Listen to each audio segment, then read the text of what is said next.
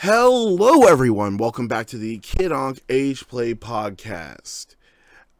It's been a while since I was able to do one of these, so I'm super excited. Like I said, I had said this before on a previous episode that I'm super excited because I have guests that I've been trying to get for the podcast to be able to speak for a while, and schedules are lining up and people are able to make it out and listen to the podcast, or be on the podcast is what I mean.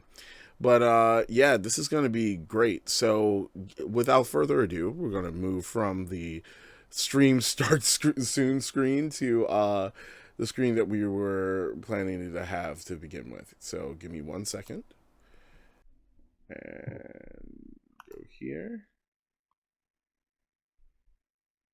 Oh, right. It should be. I just want to make sure. Yeah, okay, it is. Okay, we're all good. So we are going to start right now. Hello. So today we have a very special guest, someone that I've known for a very long time. I actually, the first time I think I have ever experienced meeting you was on FetLife some years ago. I had saw one of your posts back then. I was a very young fledgling into the community, actually, and it made me happy to see that there were other people of color in the community. Because when I had joined in my local community, I was one of 9, and I was like one of 2 ABs. Yeah, so my sister and I were the only 2 ABs in the community at the time.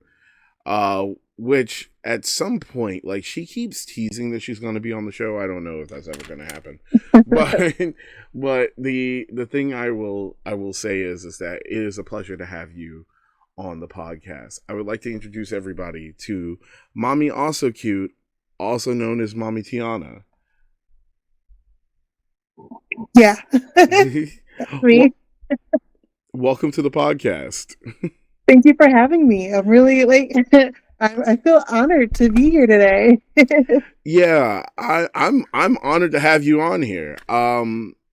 You were one of the several guests that I really wanted to have on the podcast, and I really wanted to hear your story because I know I've told my story many times on the podcast, and I've told it in live episodes and my experiences and stuff like that. I've been talking about that for over 10 years.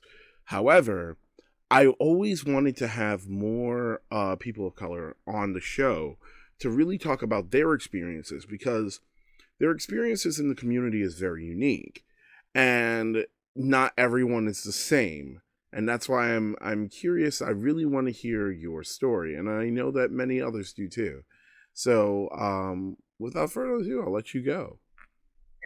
So I would say when I was in around 5th or 6th grade, that's when I noticed that I had a curiosity about diapers. Mm-hmm. So it started off as me being a diaper lover. And then when I was in high school, I got my first computer. And that's when I was like, I want to look up this thing that I have been experiencing my whole life. And when I clicked in like adult diapers, the first link for me that popped up was going to show how old I am was DPF.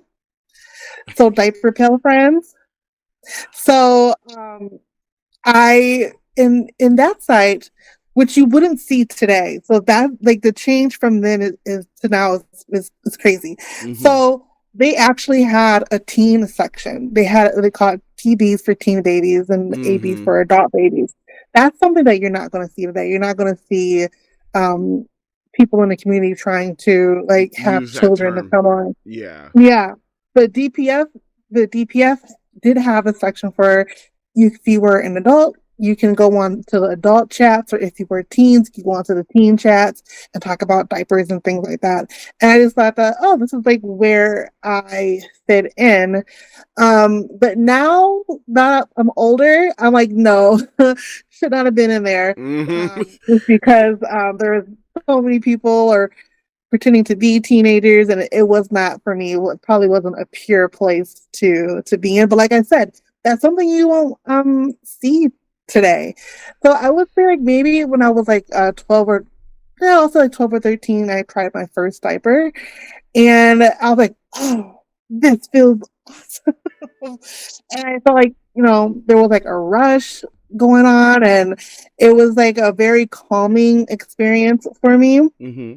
I think part of that is like people talk about if you are in this lifestyle that sometimes there are some people who have underlying trauma attached to it. And as I got older, I realized that, I had trauma as well. When I was younger, I was sexually molested by a female. Mm-hmm. And it's not, I don't blame my parents at all or anything like that. Like, I went to stay at one of my godparents' house for like a week, and they became foster parents, and they had a girl that they were fostering, but they never told my mom that she came from a house of abuse. So when I showed up there, I was much younger than she was. She abused me sexually. So I believe like that's where my that's where my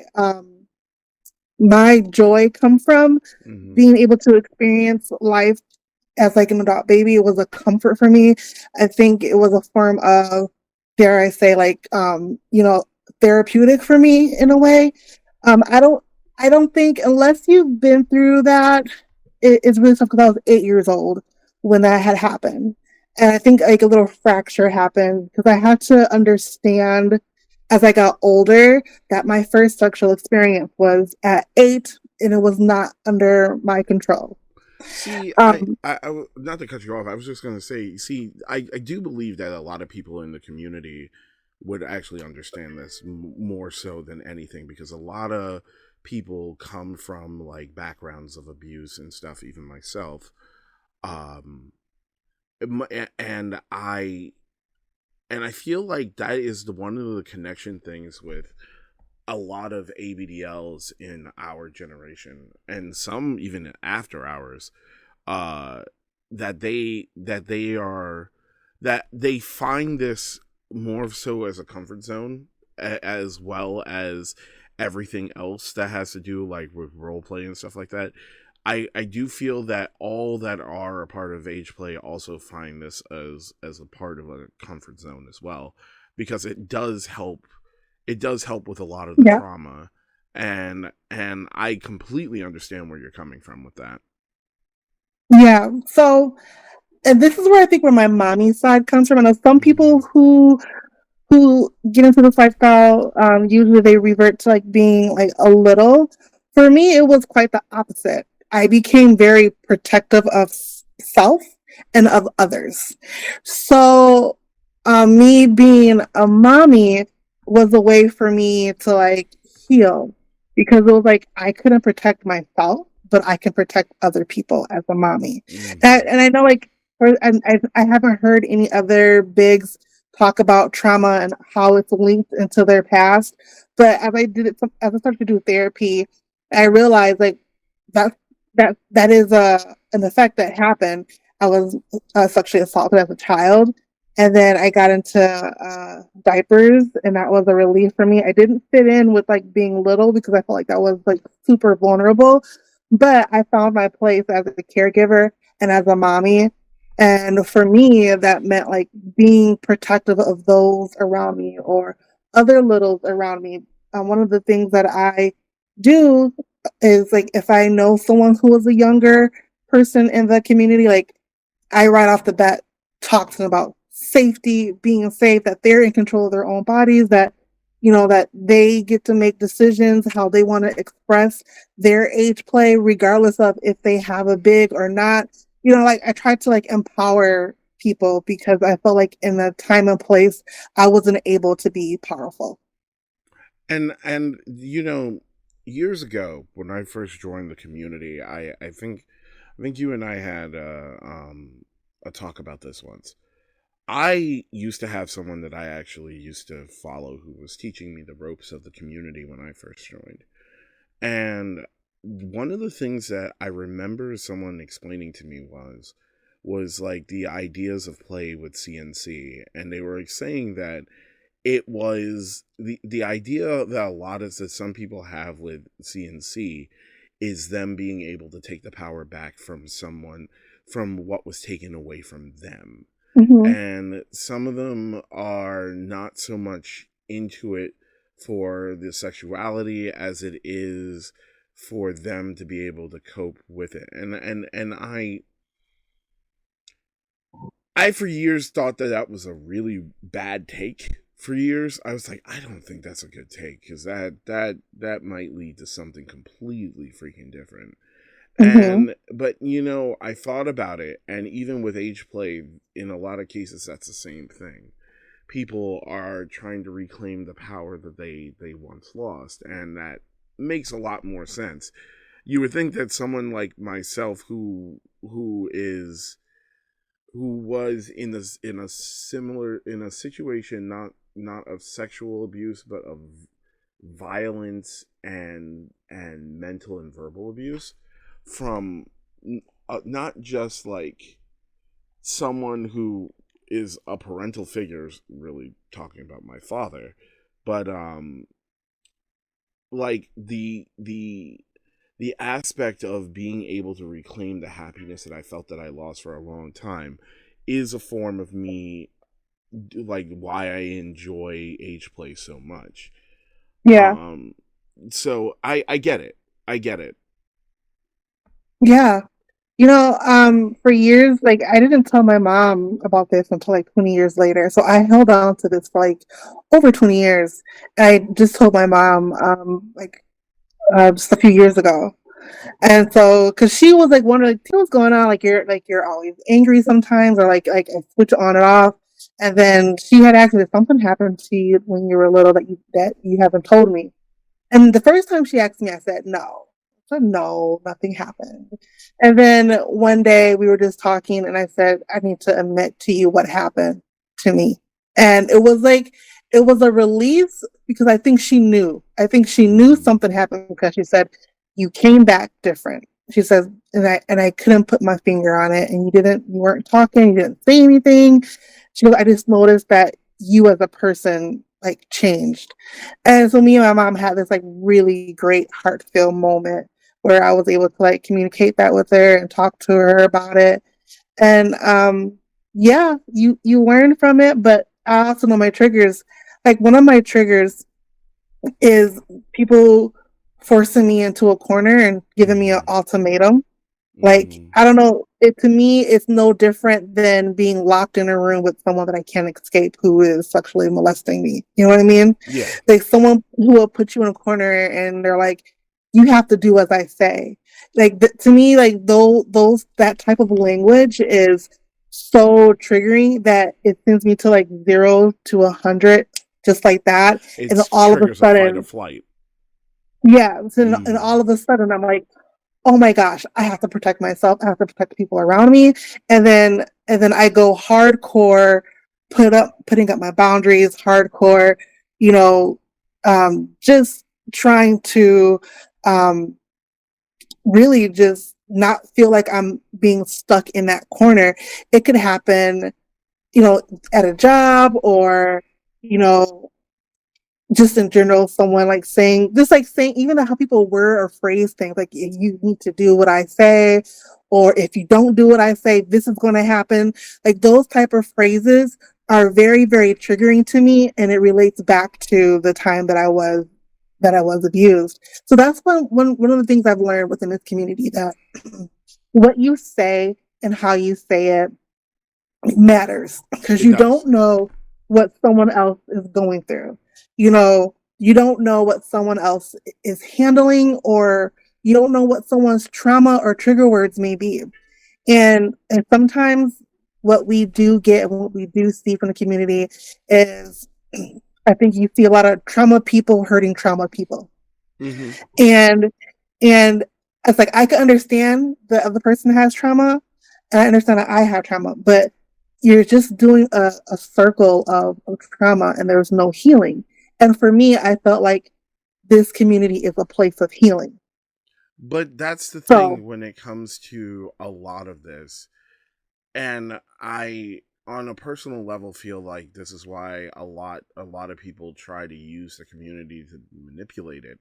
Is because of the fact that they know that for a lot of people, age play is a place of healing, which puts them in a very vulnerable space, which also makes them very subservient to, or push to limits of when into situations where it is, I wouldn't say an emotional fight or flight, but it is they they follow along because they believe that this person, like that a person is safe, and then they immediately, when situations blow up, they're like, I don't know what to do, but if I say that someone's wrong, then I'm going to end up in a situation where this person's going to come after me, and I'm too afraid of that. And I noticed this years ago. I did. I noticed this years ago with the community. I've, as I make the jokes multiple times about, I've watched the wars. I've seen the wars that have happened throughout the community, and yeah, it is something that you definitely do see. So I get the fight or flight response. And I actually think that the fight or flight response is the right response, because it's it is definitely showing that you are definitely triggered by something. And like Hmm. and I just want to say that, like, I'm sorry that you had to go through that. Like, seriously, because it's like dealing with abuse is never easy.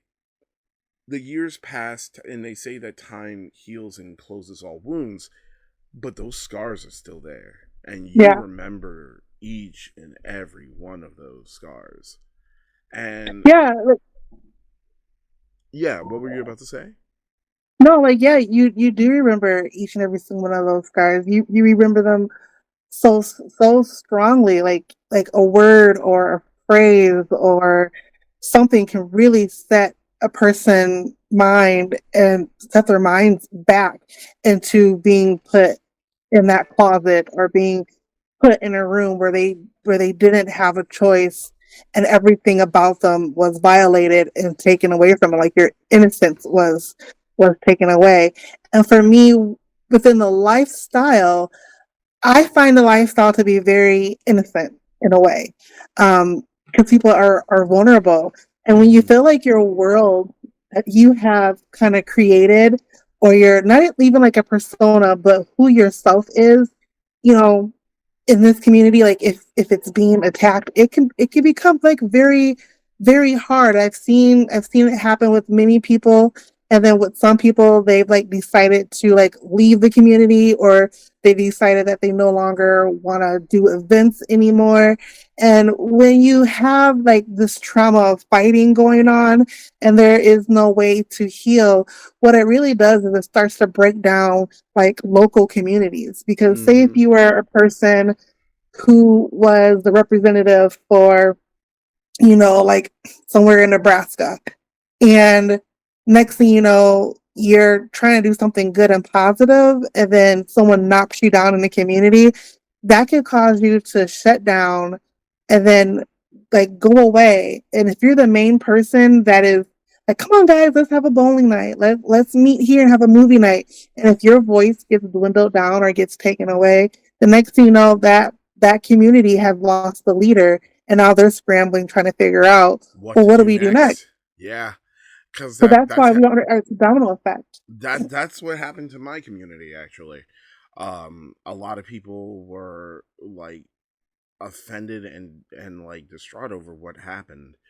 Um, a personal experience that I've talked about on the show is like, we had there was one centralized group that branched out into a whole bunch of different ones due to the fact that the leadership of said group was so toxic.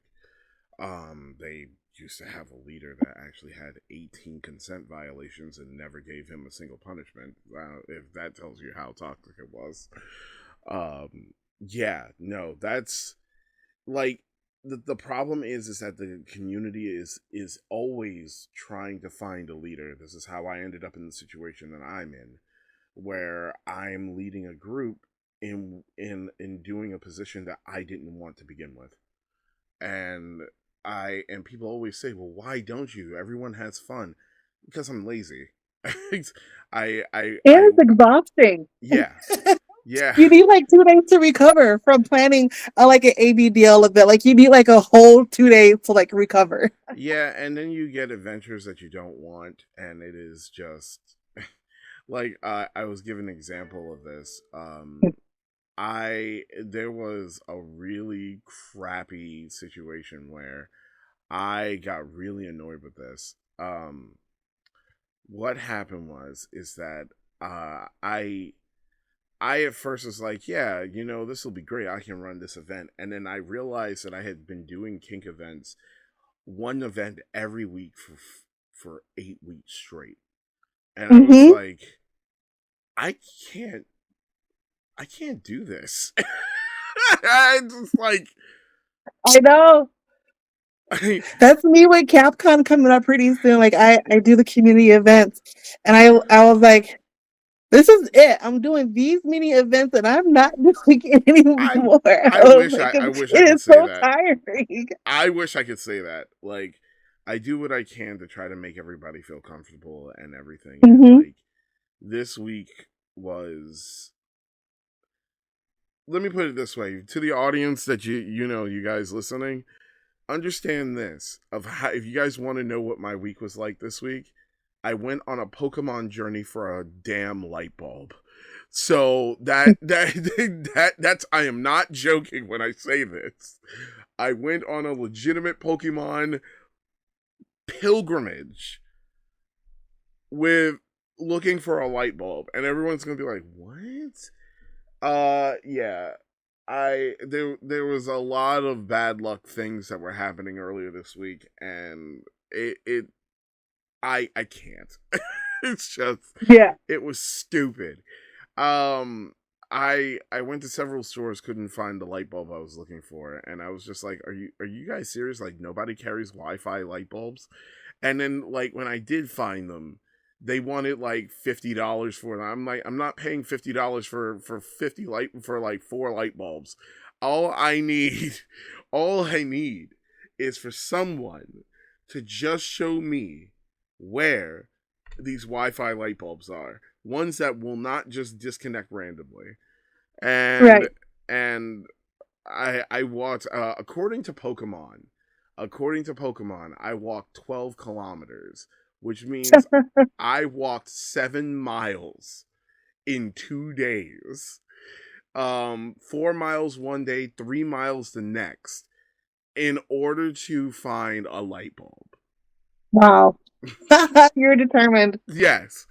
I ended up finding a good substitute for right now. I'm probably not gonna get the new ones until tomorrow, or well, tomorrow's Columbus Day. I don't know if Amazon is running, but hopefully they are, so I can put the light bulbs in, and then I can sleep. I cannot sleep without these Wi-Fi light bulbs. I've been sleeping with them for like 2 months. That's I'm sorry crazy. to sidetrack the story, No, guys. it's fine. Like this is what it's all about. Like just communicating and Yeah, talking.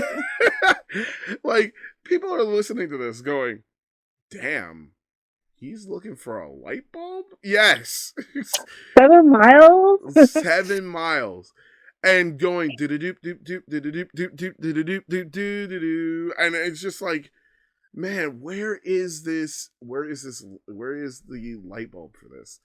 And like I went to Target, and when I got to Target, it's like if somebody immediately knew that I was there for that, and then they just straight up was like, "You're not getting any light bulbs, punk. We took all of them." I'm like, who is the supervillain that is literally doing this to me? Like, I Right. want to know. Right. Oh, Yeah, I do plan on starting back. I think I want to start back doing ABDL munches. I'm gonna keep it mm, really simple though. I live near a mall that is pretty active and they have like a huge food court. So I was gonna start having like I want to start doing like Sunday fun days at the mall. And I figure it's great because people can like pick what they want to eat at whatever store they want to go to, whatever shop they want to go to, spend their own money, go to whatever place they want to eat. No one has to worry about the bill because like you can go do what you want to do. And then I was gonna find a table somewhere in the corner somewhere where we could like meet up at, and you have to be vanilla dressed and or appropriate dressed. And then I was gonna bring like some coloring books and some crayons and be like, hey, have at it. Because there's some people who go to the mall and like they like do like their little yarn work and all that stuff. So I was like, I want to see if this is something that could stick. Do it once a month. And Mm. then if people want to go out and explore and go shopping, go to Hot Topic or whatever, they can do that. And or they can just sit around in the food court and just like sit and chill and talk about life.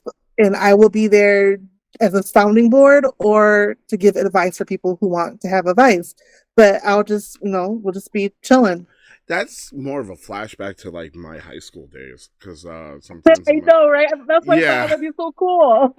yeah, because there used to be a mall like 5 blocks away from my school, and me and my friends on the way home used to stop and get dinner there. Actually, we would pick up food from the food court. That food court is no longer there, nor is that mall.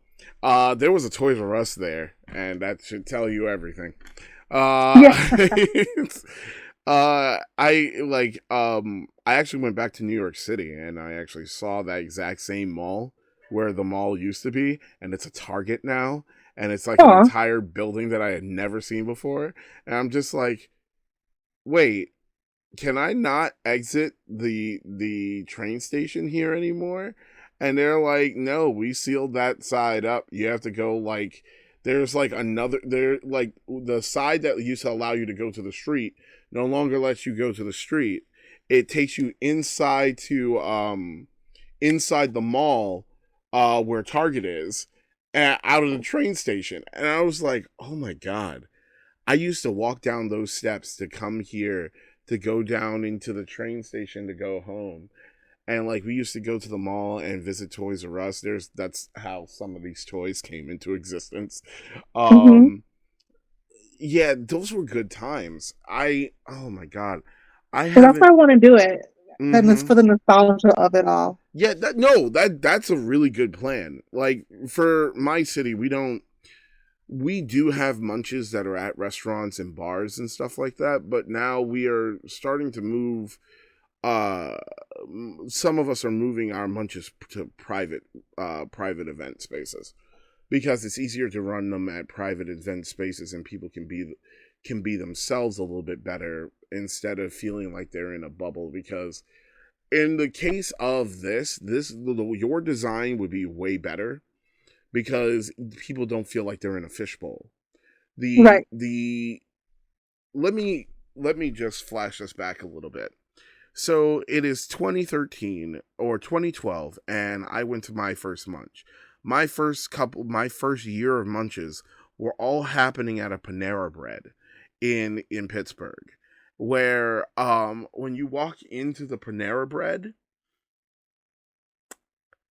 there's a room in the center of the building, and it has a black wall where you can't see anything, but a front glass where you can see everything. And you can see everything in this meeting room. And everyone is sitting there talking with casual little clothes on, all having conversations, while other people coming through are just staring. I wonder what they're talking about in there. And it's a whole fishbowl situation.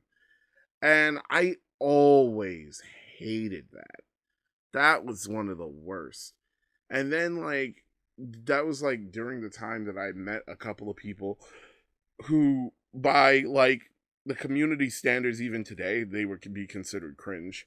So imagine those people you meet like Mm-hmm. being awful. And the funny thing is that like the person I'm referring to is no longer in the community, at least not here anymore. I think they got caught up in some weird scandal a couple of years ago. But no, they definitely did because they were a part of that whole furry community scandal thing. And and I don't like our community here doesn't really want them back because they were a bit of an issue to begin with. But yeah, it's one of those, like, I always hated the whole munch thing. Like, not the whole munch, but like the munches that you have in like private, in the public spaces that are in a walled, like sealed off wall, but glass window for everyone to walk past and see you. That's the thing that I hated. The however, like Eaton Park, a couple of other places I had been to, they had private rooms. We got thrown out of the last Eaton Park we were in because the elderly people that came there every week didn't like the fact that they had people that they didn't know in their Eaton Park. You get to that. It's so crazy. Yeah. So crazy. They straight up just hated us. They were just like, "You're not coming in here." Mm-hmm. We don't like your type here. Yeah. I'm like, My idea would be to do private, but I feel like I kind of need to like relearn the community for a while because first which is COVID happened and then yeah, that disbanded everybody. So yeah, no, that's a good plan. No, and I mean that honestly. Like that's a really good plan. Really relearn the community before you start doing the private events things, because that actually makes more of a difference.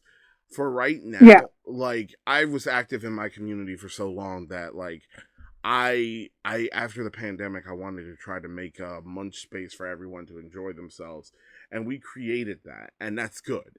That's something that I'm glad that we did.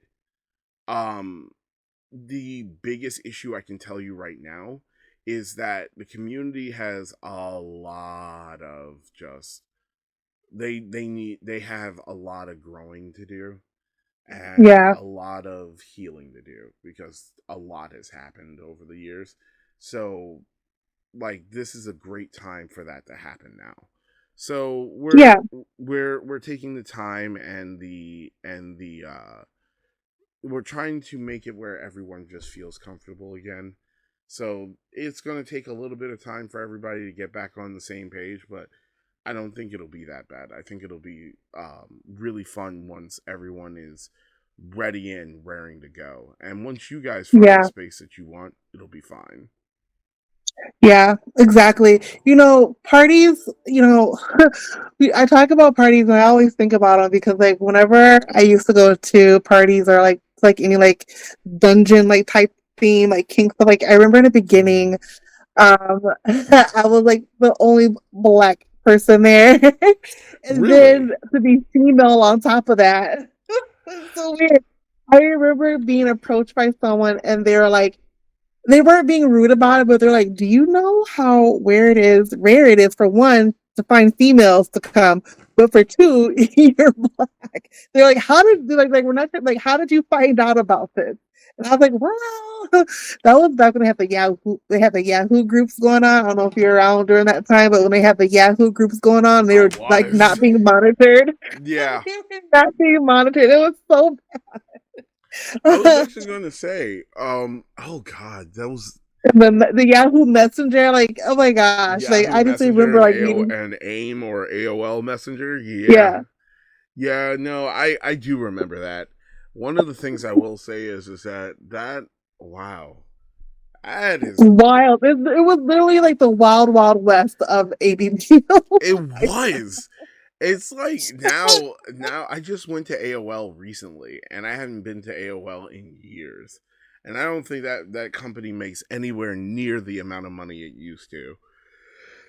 So I don't think they. I don't think they make. I don't think them or Yahoo makes that much money anymore. No, yeah, I remember it was such a big thing when the Yahoo group stopped, and then Mm-hmm. when the Messenger was like fading out. But like that was like my main source of like ABDL um reaching out was the Yahoo groups and then the Messenger.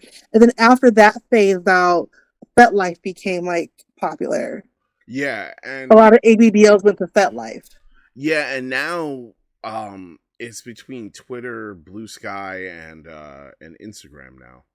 Like Yeah. those three places, and TikTok. I like TikTok. I go on there for the videos. That's all I go on there for. I thought about making a TikTok, and I was just like, I'm too old for this. And people are gonna be like, no, you're not. And I'm like, yes, I am, because I do make content, but I'm already packed with content with enough content creation that I need to do. Yeah, most definitely. So then, that's how I met, and that's how, I used to, so crazy, like almost like every week I was meeting a new ABDL person. And what's Mm-hmm. funny about it is like I have gone to CapCon and I have been approached by like five. I feel like I was a ABDL mommy whore back then because I was meeting a lot of people, and I went to CapCon. Oh, I'll go to CapCon a lot, but so like I've had people stop me like, "Hey, do you remember like we met at like at Applebee's?" I was like, "Oh my god!" I was like, "We did what?" They're like, yeah, we met at an Applebee's and like we talked and stuff like that. And I was like, oh my gosh, that's so cool. See, I used to approach people like that, and then I eventually stopped doing that because my habit is that to me a lot of people will look alike, and I will see like almost the same variation of people 5 different times, and I'm just like, okay, yeah, we met before, didn't we? No, I don't have a Yes. clue. Yeah, and I'm Oh my always gosh. worried about that. I've had several people who also came up to me and like, hi, you used to mommy my boyfriend. Oh, I did? They're like, yeah, do you remember, make up a name, do you remember Daniel Smith? I'm like, yeah, I do. Yeah, I remember them. Like, yeah, they talk about how like you gave them their first enema and changed them, you did humiliation play with them. I was like, oh, like yeah, we've been together for like 5 years now. But he talks about you when I said I'm coming to Cap. He goes, oh, say hi to mommy, awful cute. I used to hang out with her. I'm like, oh my god.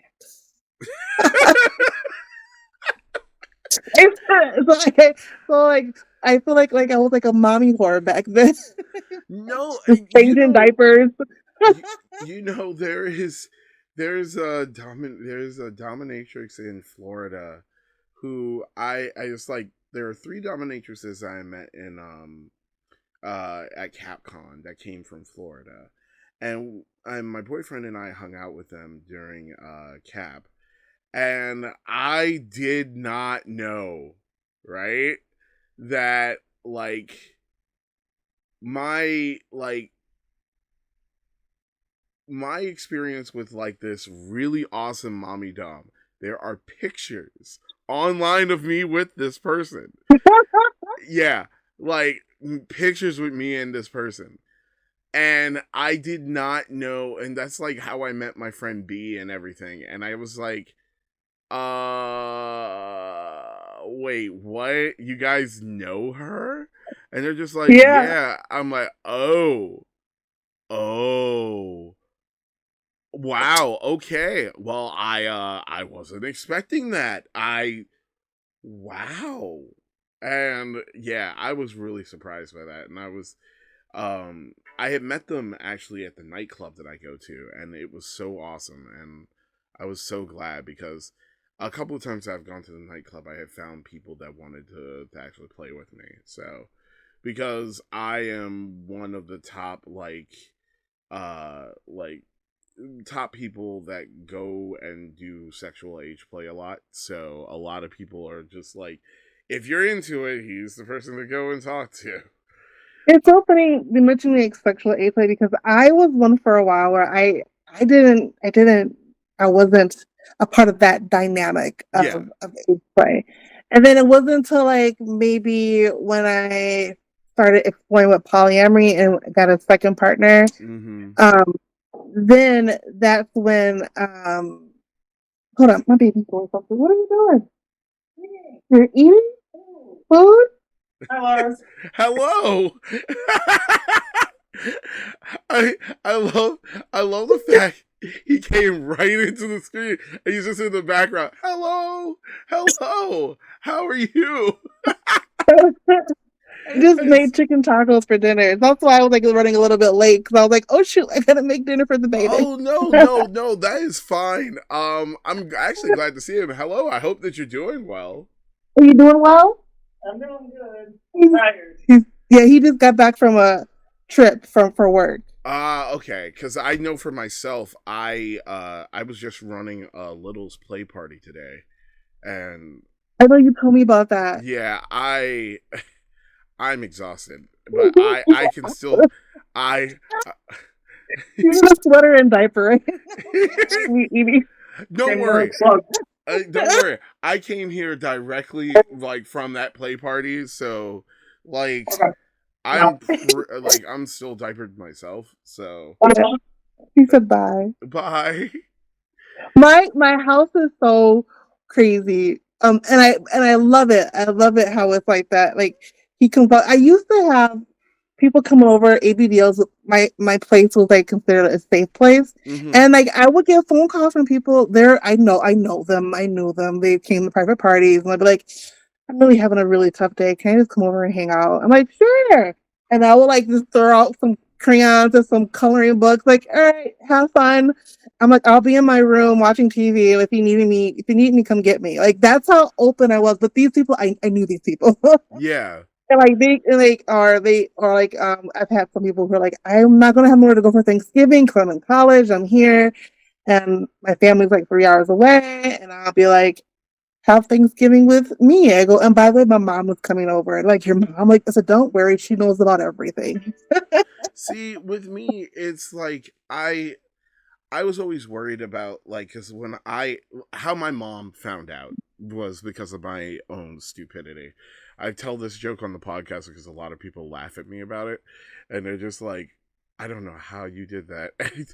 I went back home. My grandmother always knew about me being an AB. Wasn't really shocked when she found out I was in the community. She was just like, as long as you're having fun and you're not getting hurt or doing drugs, I think you're perfectly okay. Go and enjoy yourself the way you want to.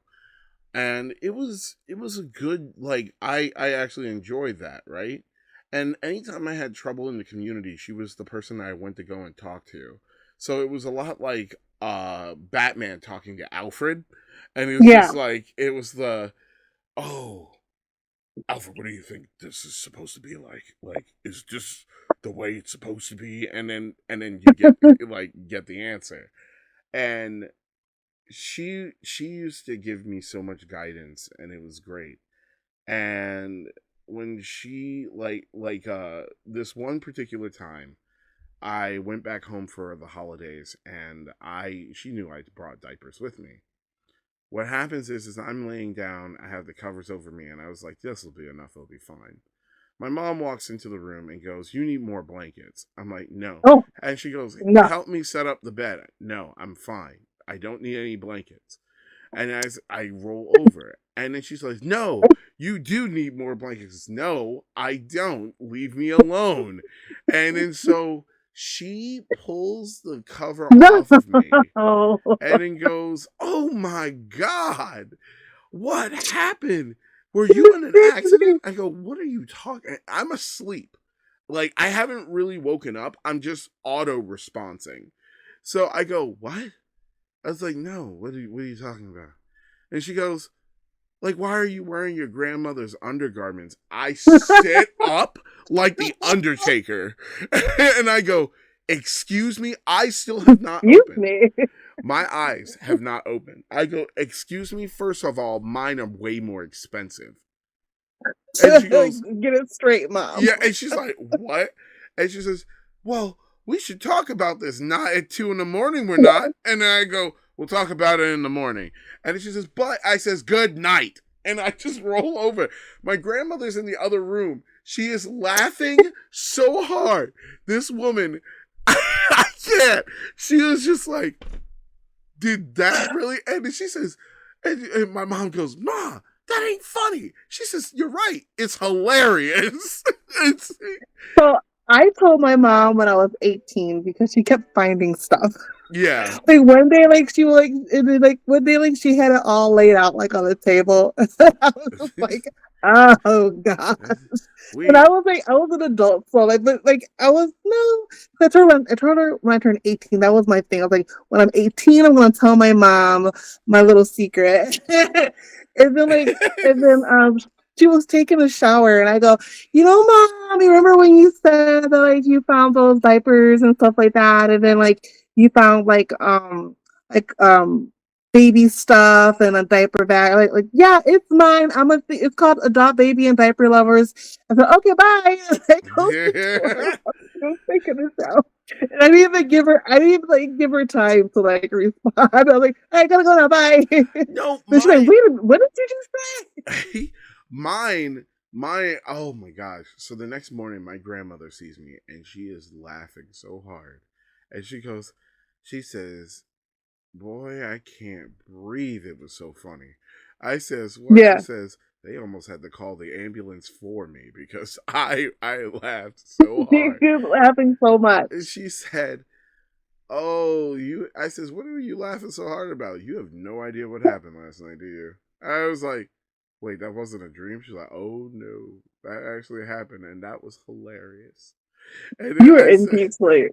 and then my mom calls me and she goes, I can't help you. You're on your own. And we laughed. And I went up there to go and talk to her. And my mom is like, okay, so what's going on? I says, Mom, you remember you and I had a conversation. You said, and I quote, you don't live under my roof anymore. You can go out there and wear women's panties if you want. It says, it says, I have no control over what you do. And I go, remember that conversation? Yeah. I just chose diapers over women's panties because that's just something I happen to be into. I personally think it's great. And she's like, wait, so there's no problems with you? No, I'm a part of the fetish community. The what? The fetish community. Like 50 Shades of Grey? What? I'm what? And she's like, yeah, I watched that movie. That movie was really intense. Mom, you do know that movie is not an actual depiction of the kink community, right? No, it really is. It's a fantasy. Yeah, and I had to explain this to her. And I sat her down and opened her eyes to stuff. And now my mom notices shit now. And she is just like, oh my God. I go, Mom, did you not notice that the people on the block are always really chummy? I was like growing up, they were always really chummy, including like one of my friends' grandfathers was always really chummy with like the lady down the street and whatnot. Yeah, I says they're from the swinger community. I said apparently our block has had a well-known swinger community for years. What? What does that mean? Meaning they are switching partners, Mom.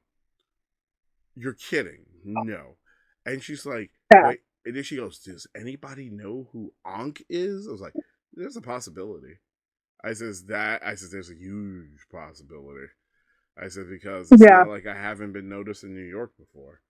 And she's like, So my mom is pretty cool too about it. yeah. My mom is interested because she's interested more so to learn about like what it is that I do. My grandmother understood it, but my mom is new to it. And my mom, like, as much as she wants to understand it, she's not really like for it. But it's not for the same reasons that a lot of people would think. A lot of people are like, your mom is against it because she comes from that old school background. Yes, she does. But that's not actually the reason why she's against it. She's against it because she sees how tired it makes me. And she doesn't like that. And she doesn't like the fact that I put in all this energy and she feels that there's no actual like reward from putting in My stuff. mom too. Yeah, that's how my mom sees it too. Yeah. She knows it's a lot of work, and she knows about Brett. My family knows about Brett. They know that we're ABDL. They know because they come into my house and there's a big high chair in the living room. So like they know. So like they know. And so but long story short, like I think I don't know this, but my mom, I think Mm. she was on a cruise with her sisters and they were like making jokes about me. And Uh-huh. my mom got upset and she's like, well, at least my daughter doesn't have four kids but by four different daddies. And she's like, that shut them up real quick. I was like, Mom. Yeah, I mean, it's true. She It's was like, she's like like, no, yeah. that's an accurate statement because it's like we in my opinion those that are in our community are living their best lives. Like we may be broke, not have enough money to do half of the stuff that we do, but It's the sheer fact is we're happy in some in the most So minimum happy. minimal sense. Yes. Yeah, when we I have to talk about something off camera now. Something's popped into my head. So remember to remind me to ask you this question. Oh yeah, Yeah, definitely. my mom, she at first kind of like, oh my, I don't know what to think about this. But then as she looked around and I was like, hey mom, I want you to just I know I told my mom, I know I'm weird. I know I am your weird daughter and I'm your only child. So you only got one. So you got a weird only child. But that's your fault 'cause I'm only child. And I will tell her, I'm like, Mom, I went to college. I got a degree.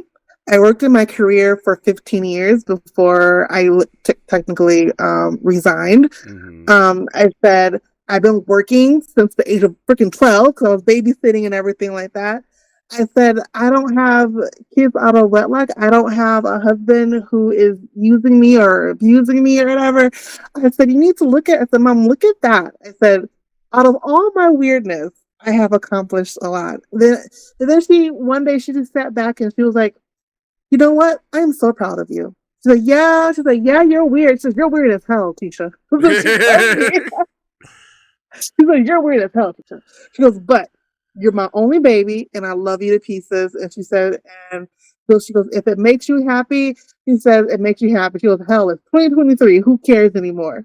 So that's how Yeah, it. no, that makes sense. And it's like even with me, it's one of those situations that I completely understand. When it comes to myself, I'm like I can actually say that I do feel accomplished. And my grandmother, one of the things that my mom always told me, she says it was one of the most shocking moments for her, I think, is because I think it was a bit of that day that she realized how much that my grandmother understood compared to Mm-hmm. her.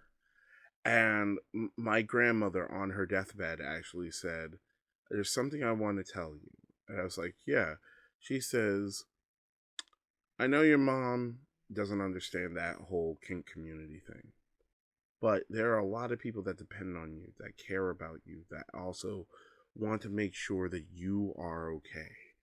And I know every time that you come here, your phone is going off, and it's always someone that needs you. They want, uh, they need a shoulder to cry on. They want someone to be there for them, Mm-hmm. and you do that, and you don't just do that for the people you know. You do that for those that even watch your podcast.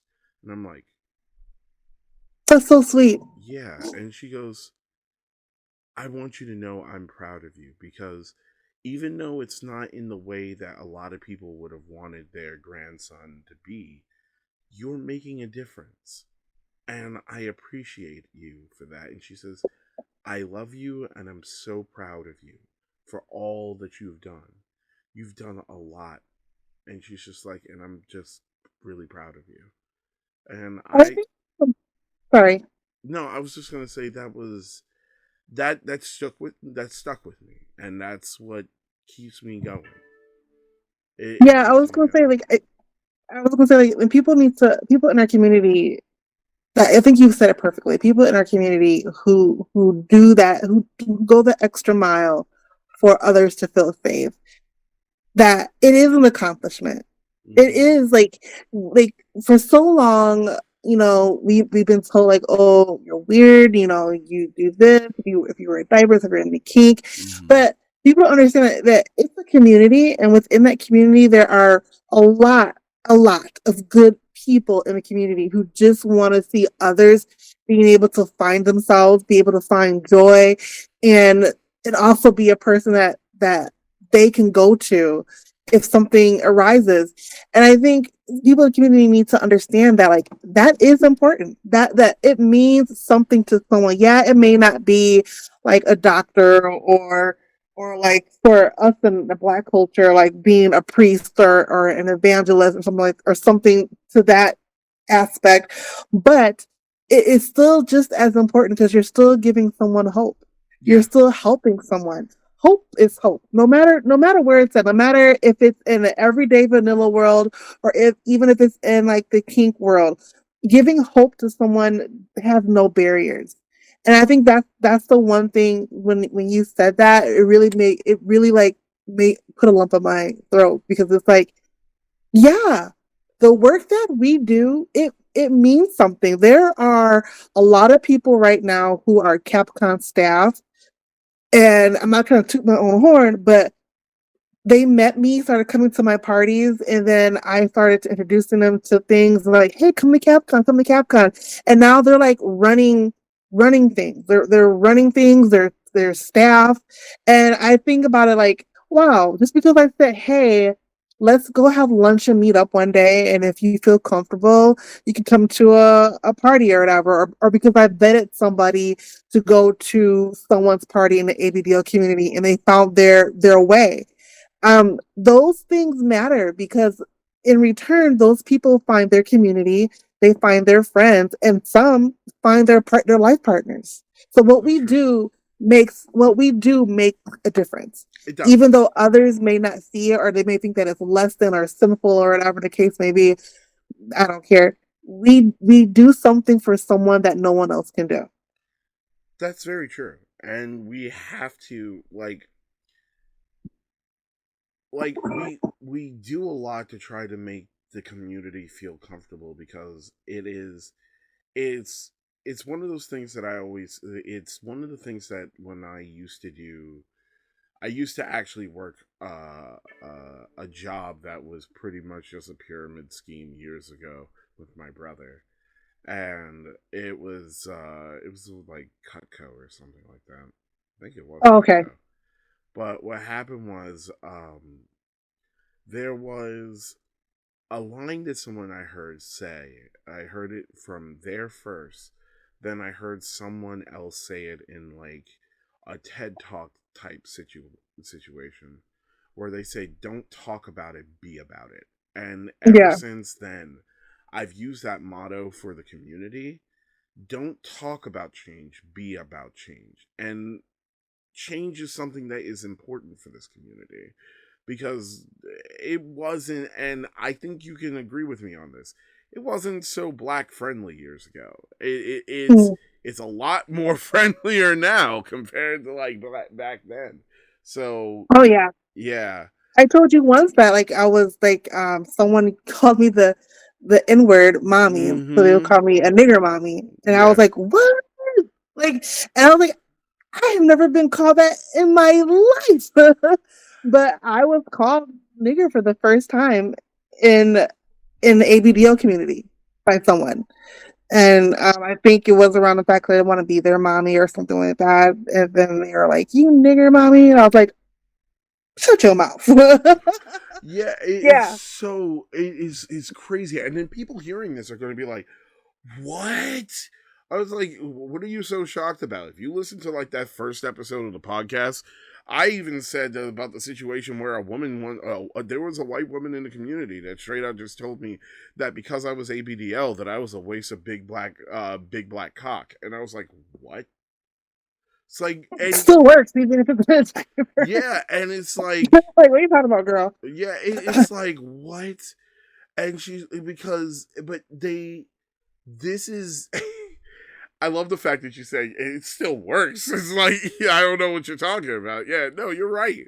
But it's amazing how bold the community was to say things like that years ago. It's no different Yeah. than like the cosplay community. The cosplay community was very toxic towards people of color years ago. But that identity for the community has changed. It's not the way it used to be like back then. Yeah. Our voices, I feel like our voices do matter. You know, I it's so weird now because like I guess people consider me like I don't like I put out adult content or Mm-hmm. whatever now. And one of the things that I like to put out there, I should start posting more, but people of color, our content matters as well. Like we put out good content, we put out amazing content as well. We are beautiful, just like everyone else. It's not to say that like one is better than the other, but it's definitely to say that yes, we're here, and then to encourage more people of color to like, don't be afraid to put out your content. Don't be afraid to like post your pictures, and don't be afraid to do that as well, because your content matters. Your beauty is beauty, you know. And I think that I feel like the more people see it, the more they become accustomed to it. I know that I went to a couple of professional mommies who were like who were white to ask about like how they do things, like like just to get a question, just to see get a feel for like what they do. And coming from a pure place is like, hey, like we're both mommies, let's just kind of get to know each other. Like all of them ignored me and never even returned anything back to me. Like I was like, oh wow. Or if Yeah, they did, it'll be like one or two words or whatever. It's like, hey, I'm not coming for your business. I'm just literally trying to like reach an olive branch where other mommies can like communicate and like talk to each other. but the problem is that a lot of these people, they see it as encroachment because I worked hard to get here and I don't need anybody else to help me. And I get that. Believe me, you do you. But at the same time, it's like you like the community has given you so much to give, try to give back to some way. Because there are sex workers even now in today who are some of the sweetest people I have ever met in my life, right? They are absolutely awesome. Like um I can truly say watching porn is a little bit weirder now, and it's a very interesting situation where I get like a lot of my favorite porn stars I'm friends with, and I'm just like, man, No, this I is can't anymore. yeah. We talk on a friendly basis here. Like, no. But Like it's so ridiculous because I told one of my friends I was like, I says it's almost not even phasing me anymore, and they're like, what do you mean? Why not? And I go, it's because like I've seen a majority of my friends naked at this point. And oh they're my like gosh. and they were like, are you serious? I was like, yes. I was like, I've seen a majority of my friends naked. I was like to the Because of Capcom, I think because of Capcom, I think I probably have seen all of my friends naked, and it wasn't like any violation. It would be like they were like in my hotel room, like, oh, I'm getting ready to change right now. I'm like change your clothes, like a new outfit. It makes you like taking off their shirt. I'm like, oh yeah, there's Emily's boobs right there. Like, and they're like, what? They're like, what? It's just us. We've been each other for years. Who cares? You see my boobs? Give me my, give me my onesie. Like, here you go. but And your boobs are just like, that's the yeah. way that it works. Yeah, it is it's like it's like, oh, okay. That like it's It's so funny. Like, it really is like that. Like, I think it's because like, and I quote that to like people trusting who you are. Like they know that I'm not gonna like sit there and take pictures of them and put it on Instagram. And, like they mhm. literally just come to my room. They're like, "Hey, I gotta change. I gotta put on my onesie. I want to change my dress because I'm gonna go to the tea party." I'm like, "Oh, okay." Next thing you know, yeah, I want to shower too. Next thing you know, the clothes are off, and they're like, ah! They're like, "Who cares? We know each other." I'm like, okay. It that's